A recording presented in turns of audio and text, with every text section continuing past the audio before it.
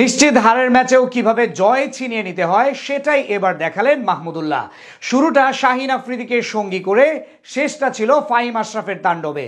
BPL এর উদ্বোধনী ম্যাচটা হলো ঠিক দর্শকদের মন মতো।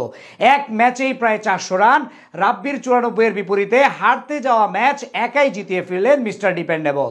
মিরপুরে ঝরলো ছক্কার বৃষ্টি, চ্যাম্পিয়নরা খেললো ঠিক চ্যাম্পিয়নদের মতোই। বরিশালের রাজকীয় জয়ের বাকি গল্পটা জানবো রিপোর্টে।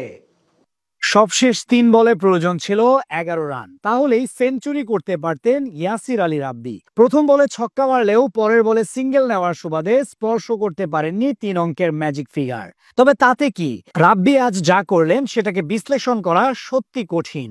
অপেক্ষার প্রহর শেষ হয়ে ঘড়ির কাঁটায় দুপুর 1:30 বাজতেই মাঠে গড়ায় বাংলাদেশ প্রিমিয়ার লিগের 11তম আসর। উদ্বোধনী ম্যাচে টুর্নামেন্টের সবচেয়ে শক্তিশালী দলের প্রতিপক্ষ তুলনামূলকভাবে আসরের সবার চেয়ে দুর্বল দল দুর্বার রাজশাহী। কিন্তু ফরম্যাটটা টি-20 বলে হয়তো সব হিসাব নিকাশের ব্যবধান গড়ে দেন ইয়াসির আলী রাব্বি ও আনামুল হক বিজয়। এদিন মিরপুরে টস জিতে আগে বল করার সিদ্ধান্ত নেন বরিশাল কাপ্তান তামিম ইকবাল। বিপরীতে মাত্র 3 জন বিদেশি নিয়ে আগে ব্যাট করতে নামে রাজশাহীর 2 ওপেনার জিসান আলম ও মোহাম্মদ হারিস। জিসানকে নিয়ে টুর্নামেন্ট জুড়ে বড় স্বপ্ন দেখছিল দেশের ক্রিকেট ভক্তরা, কিন্তু প্রথম ওভারে শাহিন শাহ আফ্রিদির মুখোমুখি না হলেও পরের ওভারে মায়ার্সের বলেই কোপঘাত 20 বছর বয়সী এই পাওয়ার হিটার। ক্যারিবীয় বোলারের ইনসুইং ডেলিভারি লাইন মিস করে বোল্ড আউট হন তিনি। 3 নম্বরে নামা ক্যাপ্টেন আনামুল হক বিজয়ের সাথে ইনিংস মেরামতের কাজে লেগে যান পাকিস্তানি ব্যাটার মোহাম্মদ হারিস।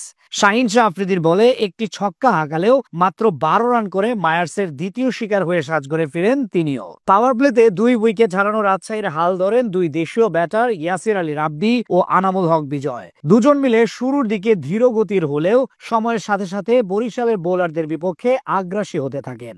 10 ওভার শেষে উত্তরবঙ্গের দলটার সংগ্রহ 75 রান। মাঝে 41 বলে আসরের প্রথম অর্ধশতক তুলে নেন বিজয়। খানিক পরেই তাতে যোগ দেন ইয়াসির রাব্বি।